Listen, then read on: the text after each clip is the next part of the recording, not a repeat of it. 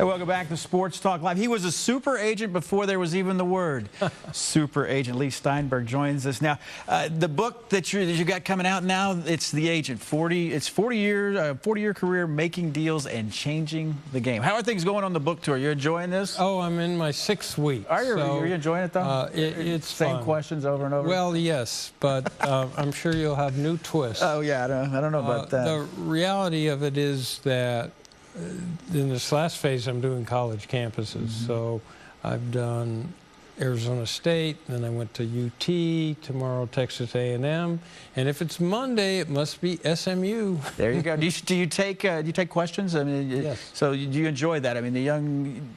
What you're trying to do is to get young people with ideals and ethics into sports. So I talk to them about the fact it's possible to keep your dreams and values and hopes and still be conventionally successful. So, I mean, the whole concept of agentry has always been wrong. It just focuses only on the economics. And you've got young men who can be role models, who can make a difference, who can have great second careers, but you have to focus that way.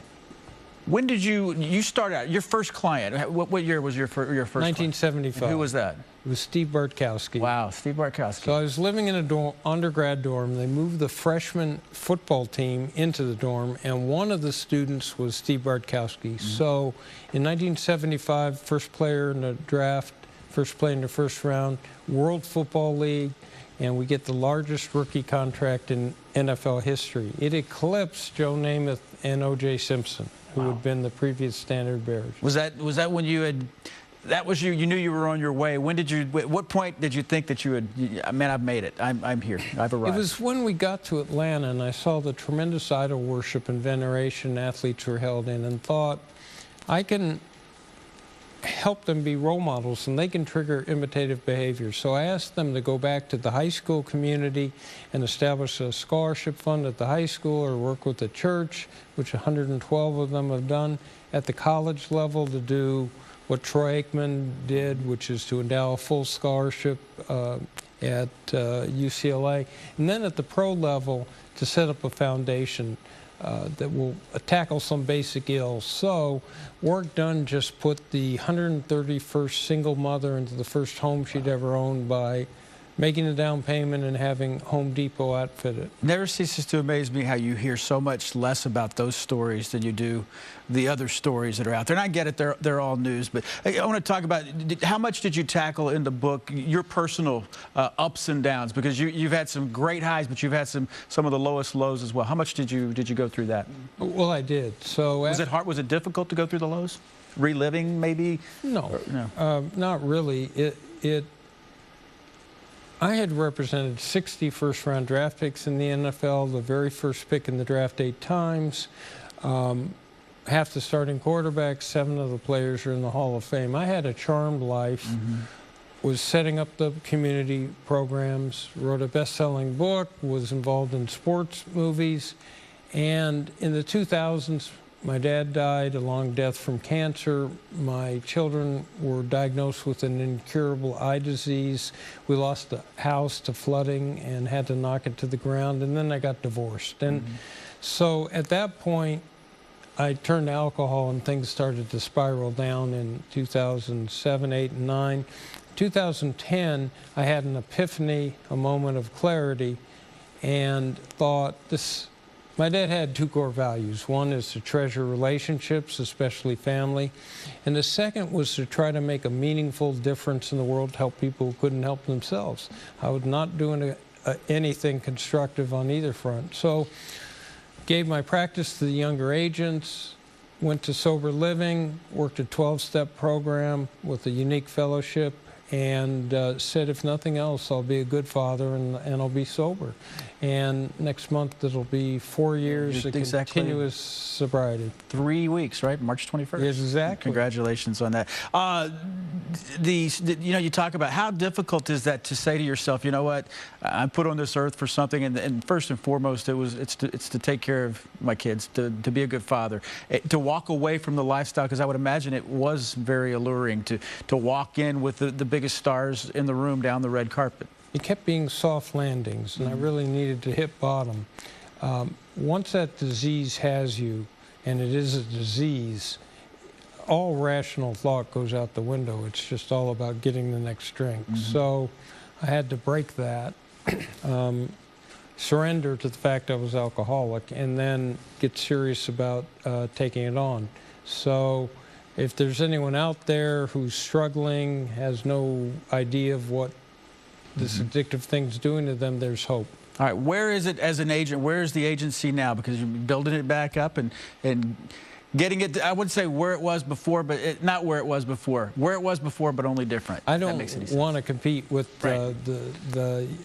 when we had 90 football players, 60 baseball players, did basketball, did boxing with Lennox Lewis and Oscar De La Hoya. So I got funded by a group of businessmen here in Houston, people like Scott Irwin, and this has always been a little bit of a second home with Warren Moon, Ray Childress, Andre Ware, David Klingler. So representation in all the major sports, and then that will trigger a marketing arm that markets teams, leagues, corporations, individuals, and then content supply. So sports theme, motion pictures, television, video games, we've morphed in that direction. So it's the next new app that can help you enjoy fan experience. Not standing still, moving forward. The book is The Agent, My 40-Year Career of Making Deals and Changing the Game. Stay with us. We'll have more with Leigh Steinburg coming up in just a moment.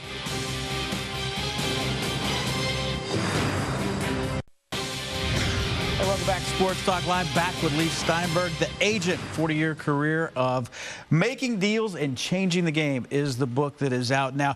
The Texans have the #1 pick. You've represented how many #1 overall picks at quarterback? Eight and first picks. You say they have to do what? Oh. Not have to. Yeah. What would you do? Thank you. They don't need my advice. I beg your pardon. But the critical building block for any team is a franchise quarterback. They're hard to find. And if you get that high up in the draft, traditional wisdom says take the quarterback. The year Troy Aikman came out, he was probably 5th rated, but the Dallas Cowboys took him 1st. A franchise quarterback, someone you can build a team around for 10 to 12 years, you can win because of rather than with, and who can transcend his play at a critical moment on that last drive. That's what gets you to the Super Bowl. You have ties that go all the way back to Warren Moon. I'm always curious how the Warren Moon situation worked out, because this was a big deal in the NFL. Bringing the greatest quarterback from the Canadian Football League. You bring his head coach as well to the NFL. How did that work out? Not work out, but how did it come to be? Because he had a lot of different places he could have gone. We timed it so that his contract in Canada, after 6 years he was there, would come up when there was a USFL, the CFL, and the NFL. So we went on a tour of the cities, and we were here, and Bud Adams says, I can give you that oil well. And we hit New York, and it's spaced out gents shoot the moon. And so it was really fun. They'd never had a player at quarterback who was in his prime who was free. So it set off 12 teams at one point were bidding on him, and he loved Houston, and they played some exciting football for years. Real quick, we only have about 10 seconds left. Who finished second in the bidding, you think, for Warren Moon? I was curious. Seattle. Yeah, that's what I thought. Going back home, or at least he was from L.A., but went to school, obviously, there.